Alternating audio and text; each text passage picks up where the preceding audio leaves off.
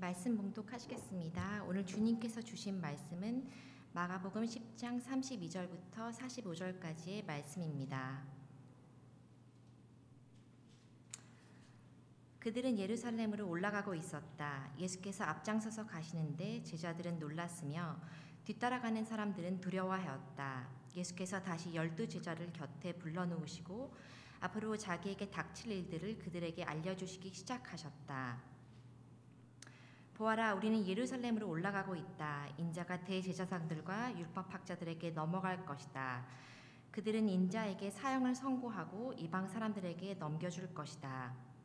그리고 이방 사람들은 인자를 조롱하고 침뱉고 채찍질하고 죽일 것이다. 그러나 그는 사흘 후에 살아날 것이다. 세베대의 아들들인 야고보와 요한이 예수께 다가와서 말하였다. 선생님, 우리가 요구하는 것은 무엇이든지 해주시기 바랍니다. 예수께서 그들에게 말씀하셨다. 너희는 내가 너희에게 무엇을 해주기를 바라느냐? 그들이 그에게 대답하였다. 선생님께서 영광을 받으실 때에 하나는 선생님의 오른쪽에 하나는 선생님의 왼쪽에 앉게 하여 주십시오. 예수께서 그들에게 말씀하셨다. 너희는 너희가 구하는 것이 무엇인지를 모르고 있다. 내가 마시는 잔을 너희가 마실 수 있고 내가 받는 세례를 너희가 받을 수 있느냐? 그들이 그에게 말하였다. 할 수 있습니다. 예수께서 그들에게 말씀하셨다. 내가 마시는 잔을 너희가 마시고 내가 받는 세례를 너희가 받을 것이다. 그러나 내 오른쪽과 내 왼쪽에 앉는 그 일은 내가 허락할 수 있는 일이 아니다. 정해놓으신 사람들에게 돌아갈 것이다. 그런데 10 제자가 이것을 듣고 야고보와 요한에게 분개하였다. 그래서 예수께서는 그들을 곁에 불러놓고 그들에게 말씀하셨다.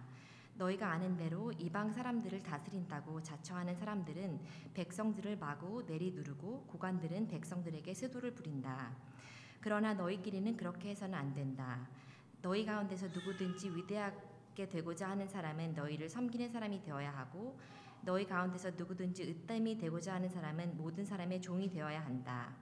인자는 섬김을 받으러 온 것이 아니라 섬기러 왔으며 많은 사람을 구원하기 위하여 지를 몸값으로 자기 목숨을 내주러 왔다. 이것이 하나님의 말씀입니다.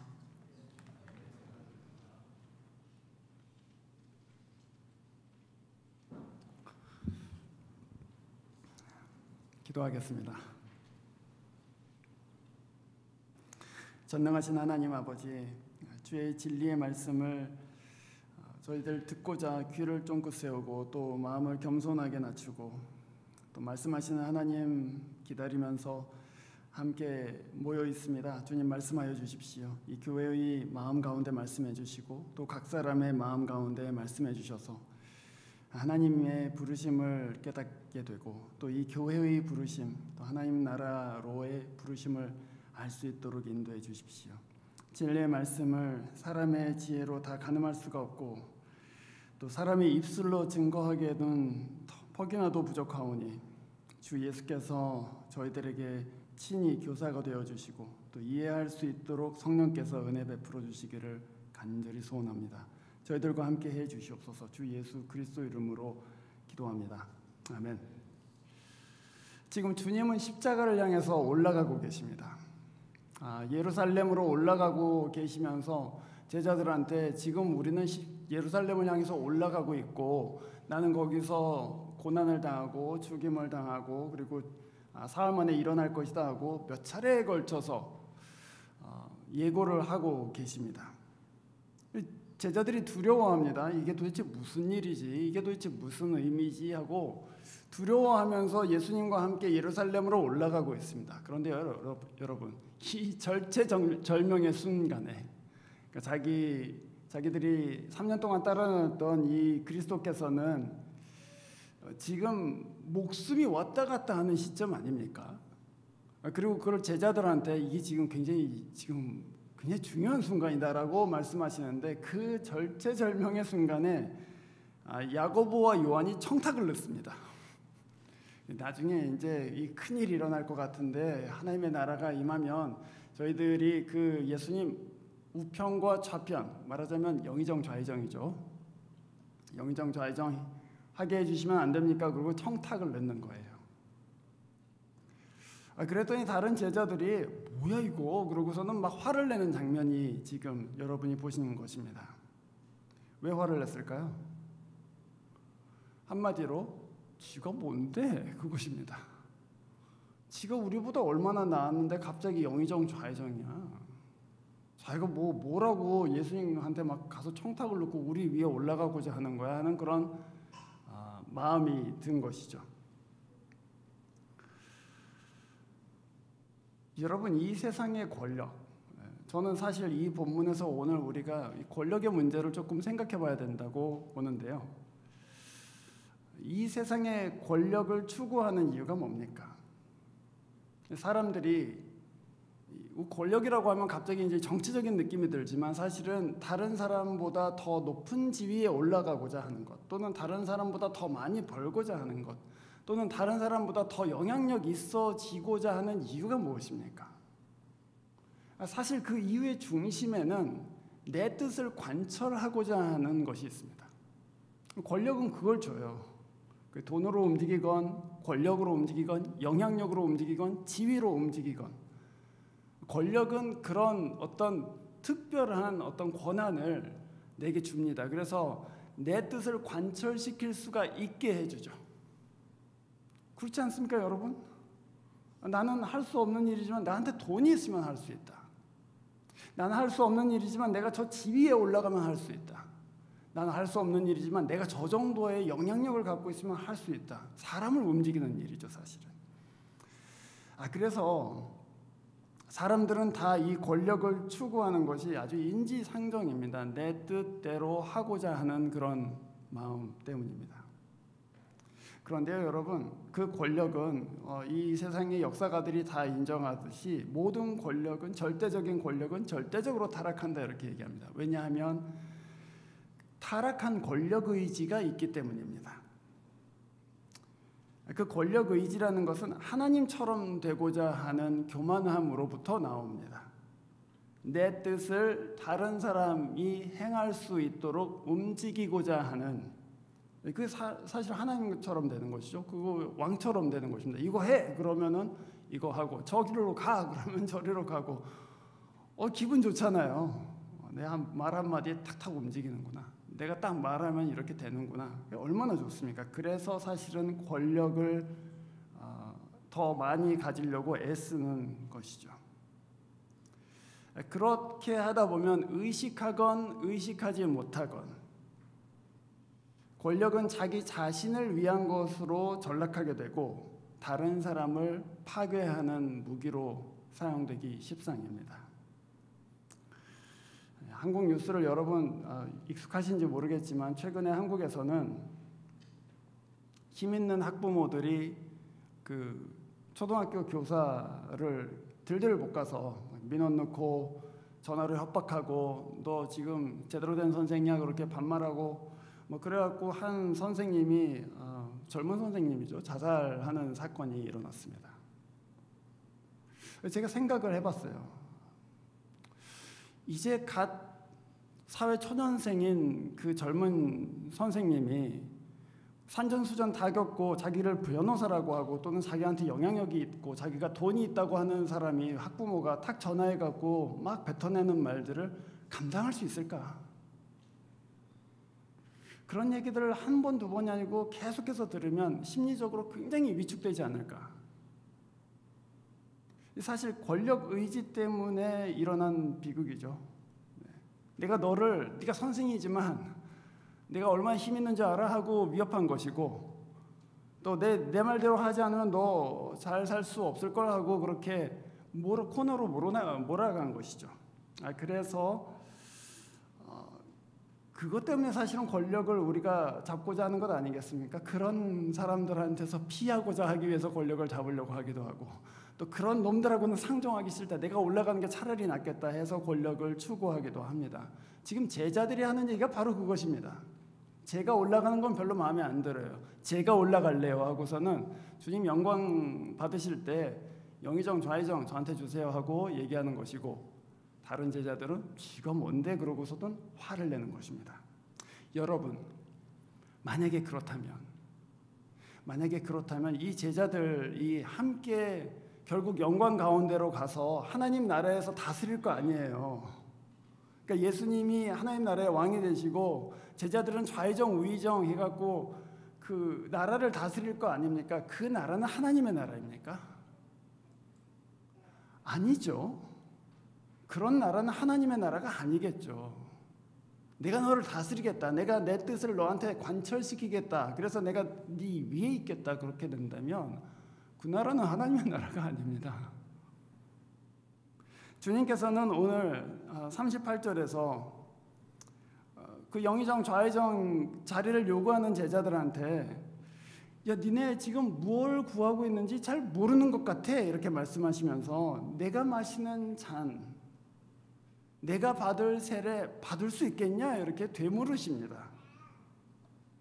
주님이 받으실 잔, 주님이 받으실 세례라는 것은 고난을 얘기하는 것이고 십자가를 얘기하는 것이죠. 말하자면 고난과 십자가를 통과해야지 그 하나님 나라의 큰 자가 될 텐데 그거 할 수 있겠니? 하고 물어보시는 것입니다. 그랬더니 이 제자들이 완전히 오해하고요. 저 그거 할 수 있어요. 그렇게 얘기합니다. 큰일이죠. 이거 진짜 큰일 났어요. 하나님 나라가 뭔지도 이해하지 못하고 예수님께서 받으실 잔과 세례가 무엇인지도 전혀 이해하지를 못하고 있습니다. 그러나 주님은 지금 이렇게 얘기하시는 것이죠. 지금 잘 나간다고 생각하는 사람, 그 사람이 높은 것 같지 그렇지 않다는 얘기입니다. 지금 힘있고 권세 있는 사람이 네 눈에는 높은 사람인 것 같이 보이고 큰 자인 것 같지, 그러나 하나님 나라에서는 그렇지 않다라고 말씀하고 계시는 것입니다. 말하자면 이 세상에서 큰 사람들, 이 세상에서 영향력 있는 사람들, 또는 이 세상에서 권세를 부리는 사람들은 자기 상 다 받았다 그 얘기입니다. 하나님 나라에서는 그 사람들이 받을 상이 없을 거야. 왜냐하면 그 사람들은 낮은 사람들이 될 것이기 때문이다. 이렇게 말씀하십니다. 하나님의 나라는 이 세상의 가치를 다 전복시킵니다. 제자들은 이 세상의 사고방식을 가지고 하나님 나라도 그럴 거야. 그러니까 우리가 빨리 대비를 해야지. 예수님께 빨리 청탁 넣어서 우리가 높은 자리에 올라가자 하는 생각을 갖고 있지만 그 나라는 이 세상과는 달리 그런 청탁이 통용되지도 않을 뿐더러 그 나라는 돈 있고 힘 있고 권세 있는 사람이 높아지는 나라가 아니고 그 반대라는 것입니다. 그 나라의 큰 사람은 누구인가? 그것이 오늘 이 본문의 핵심 주제입니다. 그 나라의 큰 사람, 그 나라의 말하자면 권력자들은 누구인가? 그것입니다. 그 사람들은 이름 없이 섬긴 사람들이다. 그 사람들은 형제의 선을 위해서 자기 자신을 희생한 사람들이다. 그 사람들은 세상의 부귀와 권력과는 거리가 멀고 빛도 없이 이름도 없이 예수의 길 가운데 자기 자신을 드린 사람들이다. 그 얘기입니다. 세상의 눈에는 크게 보이지 않습니다. 세상의 눈에는 하찮게 보이고 세상의 눈에는 뭐 저렇게 굳이 살아야 될까 하는 그런 사람들로 보이고 또 세상의 눈에는 성공하지 못한 사람들로 보이기 십상입니다. 그렇죠. 그러나 여러분은 그런 세상의 관점에 속으시면 안 됩니다. 만약에 그 관점에 속으시면 제자들과 같이 되는 것입니다. 여기 보이는 제자들과 같이 저도 좀 높은 자리에 앉게 해주세요. 이 세상의 높은 자리에 앉아있는 사람들이 아니라 이름 없이 주님의 십자가 길을 묵묵히 걷는 사람들, 그 사람이 하나님 나라에서는 존귀하고 높은 사람들이다. 이렇게 주님께서는 말씀하십니다. 그가 예수를 닮았기 때문이죠. 그 길이 예수의 길 가운데 있기 때문입니다. 저는 대학부 때 그 대학부 때 다들 복음에 대해서 잘 모르니까 그런 얘기들을 했었어요. 너 천국에 가면 개털 모자 쓰고 싶어? 아니면 금면류관 쓰고 싶어? 그런 얘기를 했었습니다. 이 땅에서 뭘 하는데 하나님께서 나중에 심판하시는데 어떤 사람한테는 개털 모자를 씌워주고 어떤 사람한테는 금면류관을 씌워준다는 거예요. 저는 물론 천국에서 그런 상급의 차이가 있다는 것은 믿습니다. 그러나 여러분, 우리가 만약에 천국에서 개털 모자를 받았다면 그것 때문에 부끄럽고 수치스러울까요?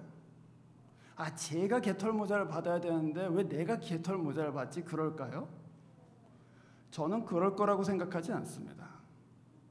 저는 천국에 가면은 당연히 바울이 당연히 큰 관을 쓰는 것이 맞습니다. 저 같은 사람이 무슨 왕관을 쓰겠습니까, 주님? 저는 그냥 천국에 들어와 있는 것만으로도 감사합니다. 이 형제가 사실은 더 높임을 받는 것이 맞습니다. 저는 정말 아무것도 아니고 이 형제가 얼마나 주를 위해서 열심히 일했는데요. 여러분, 그게 천국이죠. 서로 잘나겠다고, 서로 높은 자리에 가겠다고, 서로 더 많은 상급을 취해야 된다고 싸우고 질투하고 시기하는 것이 아니고, 이 사람이 진짜 진국입니다, 하나님. 이 사람을 높여주셔야 됩니다. 저는 아무것도 아닙니다. 이 사람이 한 일을 보십시오. 서로 존귀히 여기고, 서로 자기보다 낫다고 생각하고, 그래서 영광을 돌리고 높여주는 나라, 그 나라가 하나님의 나라이죠.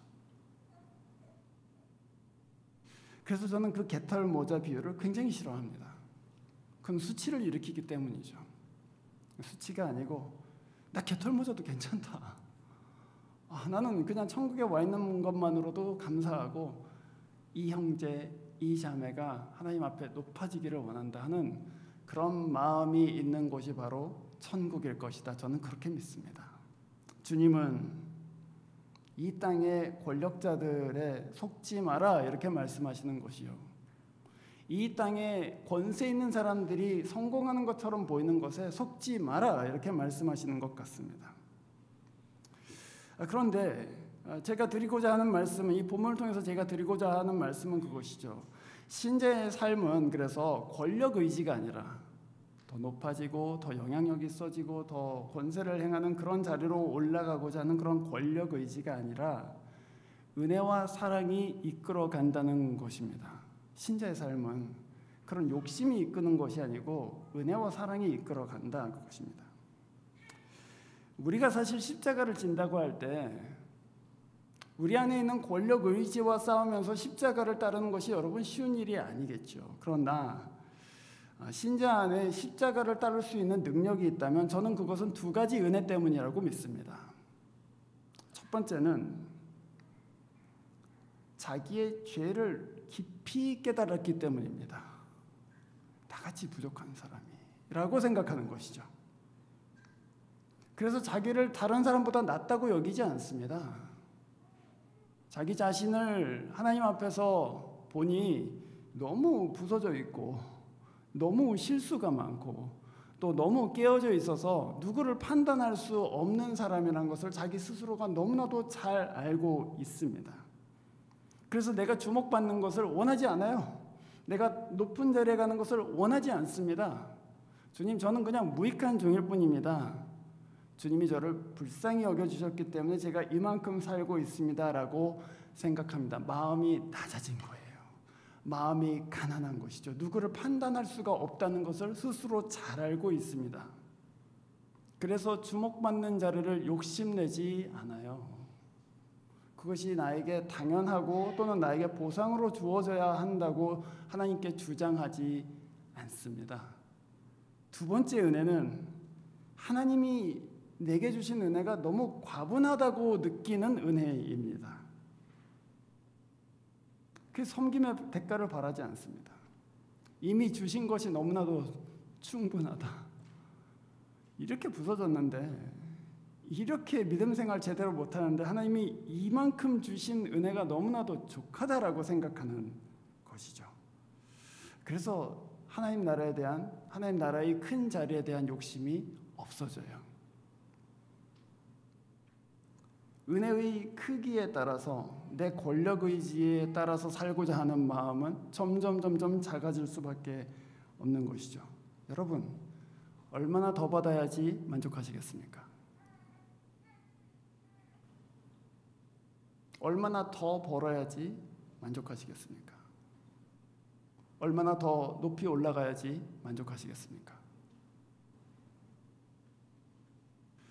오늘 이 본문 첫 번째 머리에서 주님은 십자가를 지려고 예루살렘으로 올라가신다고 그랬잖아요. 말하자면 주님은 제자들과 함께 그 십자가를 향해 가시면서 내가 너희들한테 내 자신을 주려고 한다. 말하자면 그런 것입니다. 내가 너희들한테 줄 가장 중요한 선물은 바로 내 생명이다. 그렇게 십자가로 올라가세요. 근데 이 제자들은 뭐라고 하냐 하면은 아이 그거 말고요. 그거 말고 자리를 좀 달라고요. 그거 말고 영의정 좌의정을 달라고요. 그렇게 얘기하는 것이죠. 하나님이신 그리스도께서는 나를 주시겠다고 하시는데 제자들은 거기에는 별로 관심이 없고 그거 말고 저기 자리 말이에요. 자리. 그거 말고 다른 거 말이에요. 라고 말하는 것입니다. 엄청난 은혜를 받았는데도 불구하고 이 은혜가 아니라 좀 다른 것을 달라고 하는 것입니다. 그래서 저는 그렇게 생각을 하게 돼요.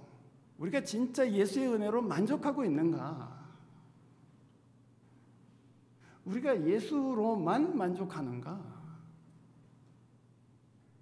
물론 조금 더 버는 것도 필요하죠. 물론 이만큼 일했으면 조금 더 높은 자리에 가는 것도 필요하겠죠. 그러나 그런 게 없다고 하면 그냥 내 삶은 불행한 것인가? 내 삶은 영원히 결핍된 것인가? 아니면 그런 것이 없다고 해도 그런 것이 내 뜻대로 관철되지 않는다 할지라도 이미 하나님이 주신 은혜가 풍족하고 족한가? 그것입니다.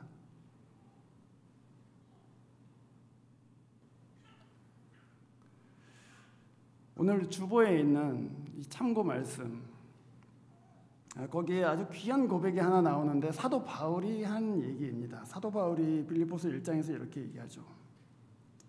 내가 그 둘 사이에 끼었으나 삶과 죽음, 내가 죽는 것도 유익하다 이렇게 얘기해요. 참, 내가 그 둘 사이에 끼었으나 삶과 죽음 그 둘 사이에 끼었는데 차라리 세상을 떠나서 그리스도와 함께 있는 것이 훨씬 더 좋은 일이다.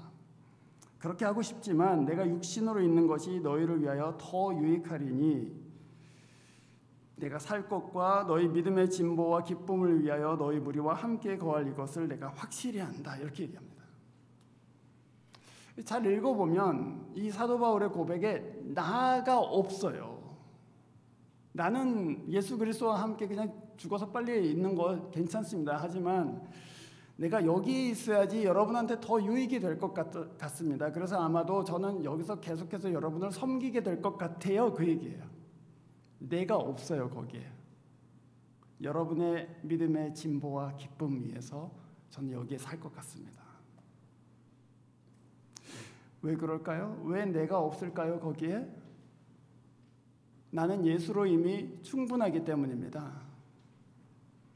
나 같은 자, 아까 우리 전도사님도 얘기하셨는데 나같이 교회 박해하던 자, 나같이 다른 사람을 살모사와 같이 막 이렇게 깨물던 사람, 말로 괴롭히던 사람, 박해하던 사람, 그런 사람을 주님께서 180도 변화시켜서 예수의 일꾼 만드셨다면 나는 더 이상 받을 게 없다. 나는 그것으로 족하다 그 얘기죠. 그래서 그 고백에 내가 없어요. 내가 뭐 어떻게 되고 내가 좋은 자리에 올라가고 그런 것이 일체 없습니다. 그러니 회심 이후에 이 사람의 삶은 정말 덤으로 사는 삶이구나. 자기의 유익은 이미 다 묻어버렸구나. 자기를 부정했구나 진짜. 그리고 예수로만 사는 인생이 되었구나. 우리 이렇게 살 수 있을까요? 너희 믿음의 진보와 기쁨을 위하여 너희 무리와 함께 거할 이것을 내가 확실히 아노니. 우리 이렇게 진짜 예수로만 만족하면서 살 수 있을까요, 여러분? 주님은 오늘 본문 39절에서 제자들이 정말 무지함 가운데 또 오해 가운데 저희 마실 수 있어요. 저희 그 세례 받을 수 있어요. 이렇게 엉뚱하게 대답하자 아주 수수께끼와 같은 말씀을 하십니다. 내가 마시는 잔을 과연 너희가 마시고 내가 받는 세례를 너희가 받을 것이다. 이게 무슨 얘기죠 도대체? 말하자면 요약하자면 그렇습니다. 너희 지금 완전히 오해하고 하나님의 나라가 마치 이 세상의 권세처럼 막 권세 부리고 다른 사람 지배하고 그런 거라고 생각하는데 절대 그런 게 아니야. 이 이웃을 위해서 그리고 하나님의 백성을 위해서 고난받고 십자가 지는 걸 통해서 영광 가운데로 올라갈 거야. 니네 근데 그거 아무것도 모르면서 그거 할 수 있다고 했거든. 그런데 그렇게 할 거야 라고 말씀하시는 거예요. 과연 마시게 될 것이다. 과연 그 세례를 받게 될 것이다. 저는 그 말씀에 정말 큰 은혜를 받습니다. 지금은 이해하지 못하고 바보같이 대답하고 있지만 나를 따라서 예루살렘으로 올라가서 결국에는 나를 다 버리고 도망가겠지만 그러나 하나님께서는 너희들을 붙들으셔서 내가 마시는 잔을 마시게 하실 것이고 내가 받는 세례를 너희들도 받게 하실 것이다. 주님은 십자가를 제자들에게 강제하신 적이 없습니다. 그냥 십자가의 길로 같이 데리고 가신 것이죠. 주님은 자기의 기준에 미치지 못한다고 해서 야 니네들은 실격이다 안 되겠다 집으로 가라 이렇게 말씀하신 적도 없습니다. 주님이 제자들의 어떤 가능성을 보셨기 때문일까요? 저는 그렇게 생각하지 않습니다. 주님이 보신 것은 제자들의 어떤 가능성이 아니고 제자들을 향한 하나님의 열심을 보셨습니다. 하나님이 마시게 하시고 하나님이 그 세례를 받게 하실 것이다. 하나님이 너희들의 그 무지를 깨우치셔서 하나님의 나라를 이해하게 만드실 것이고 너희들 마음 가운데 그 은혜를 부으셔서 새 사람 되어서 내가 가는 길을 알고 이해하고 따라올 수 있도록 하실 것이다. 그 얘기입니다. 그래서 십자가를 지실 때 다 도망갈 것을 아시면서도 주님은 끝까지 그들을 사랑해 주셨습니다. 그들이 잘할 것을 믿었기 때문이 아니고 하나님이 그들을 붙들고 계실 것을 믿었기 때문이죠. 우리도 마찬가지입니다, 여러분. 우리가 지금 제가 아까 말씀드린 대로 우리 진짜 그렇게 살 수 있을까요? 우리 스스로를 돌아보자면 그렇게는 못 살 것 같다. 그런 생각이 듭니다.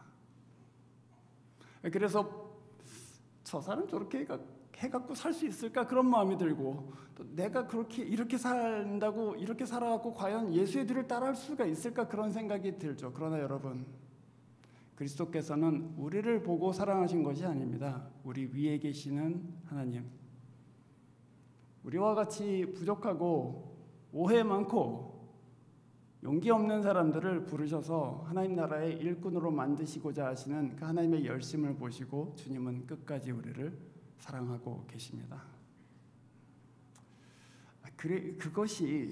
그것이 이 교회에 필요한 믿음이죠. 저 형제가 내가 가르치면, 내가 잘해주면, 또 내가 섬기면 좋은 믿음의 사람이 될 거야 라고 생각하고 기대하는 것은 맞습니다. 그러나 그것을 강제할 수는 없는 것이죠. 편하지가 않아요. 근데 그러면 미워하는 마음이 들기도 하죠. 여러분, 내가 이렇게 잘해줬는데 어떻게 교회를 이렇게 안 나와? 내가 이렇게 가르쳤는데 어떻게 이렇게 아직까지도 헛소리를 하고 있어 하고 미워하는 마음이 들곤 합니다. 그거는 사실은 자기 의지로 가르치고 있는 거예요. 그 사람의 가능성을 보고 있는 거예요.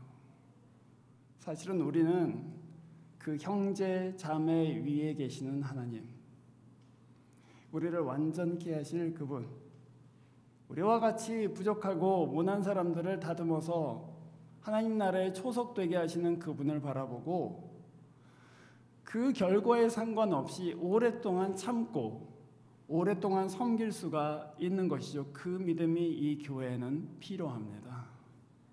잘 될 거야 하는 그런 믿음이 아니고 하나님께서 붙들고 계시니 나는 이름 없이 섬기겠다는 그 믿음이 필요합니다. 그래서 우리가 섬긴다고 할 때 그렇게 섬긴다면 그 사람을 섬기는 것이지만 사실 궁극적으로는 그 사람을 돌보고 계시는 하나님을 섬기는 것입니다. 그것이 진짜 섬김이죠. 그러면 어떻게 섬길 것이냐, 그런 문제가 있는데 제가 세 가지로 간단하게 말씀드리겠습니다. 섬긴다는 것이 무엇입니까, 여러분? 누구를 섬긴다는 것. 저는 첫 번째로는 경청해야 된다고 생각합니다. 섬기기 위해서는 들으셔야 됩니다. 그 사람의 말에 귀를 기울이셔야만 합니다. 섬기는 사람이 말을 하고 요구하고 가르치고 하는 것은 사실은 섬기는 것이 아닙니다. 섬기는 사람은 그 사람에게 묻습니다. 요새 어떻게 지내세요? 요새 어려운 점이 무슨 어려움이 있습니까? 또 요새 이런 일 때문에 힘들지 않으십니까? 하고 물어요. 듣기 위해서 묻습니다. 그리고 말할 수 있도록 자기 자신의 어려운 것, 또 자기 자신의 소망, 자기 자신의 꿈, 자기 자신의 경험들을 말할 수 있도록 들어줍니다. 그러면 그 사람은 내가 이 사람으로부터 용납받고 있구나, 내가 이 사람에게 존귀함 취급을 받고 있구나 하고 자기 자신을 견고하게 세울 수가 있죠. 그게 섬김의 시작입니다, 여러분. 듣기 시작하는 것이죠. 귀를 기울입니다. 누구한테 귀를 기울여야 될까요? 특별히 우리보다 트래디셔널하게 말하자면 밑에 있는 사람들, 자녀에게 귀를 기울이셔야 됩니다. 자녀가 하는 말에, 자녀가 말하기 전에 먼저 이랬지 말씀하지 마시고 자녀의 사정을 먼저 들어주셔야 됩니다. 배우자를 먼저 들으셔야 됩니다. 특별히 저를 포함해서 형제된 여러분, 아내된 자매들의 말 잘 들으셔야 됩니다.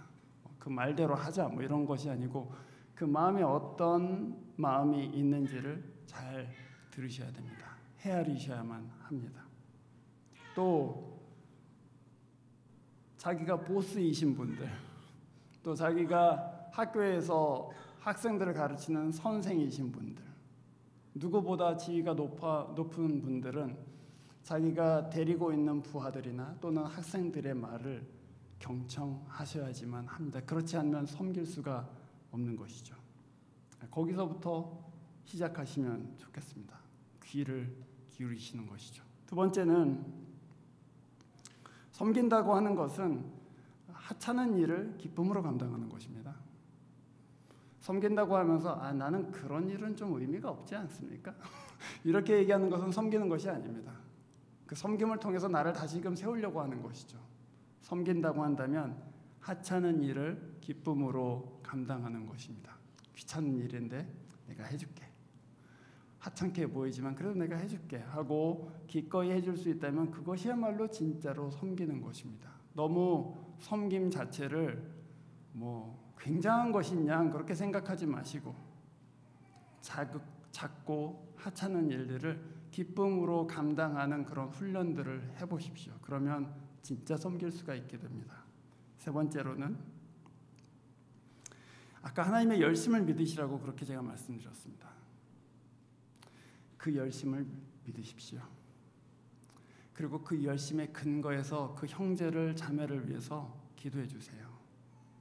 그에게 필요한 것이 무엇인지, 또 하나님께서 그 형제를 어떻게 인도하기를 원하시는지 간절하게 중보해 주십시오. 그러면은 진짜로 섬길 수가 있게 됩니다. 이게 하나님 나라의 큰 사람들이 사는 방식입니다. 이 세상의 관점에서 볼 때는 별거 아닌 것 같이 보입니다. 그러나 여러분, 하나님 눈에는 이런 사람들이 큰 사람으로 보이는 것이죠.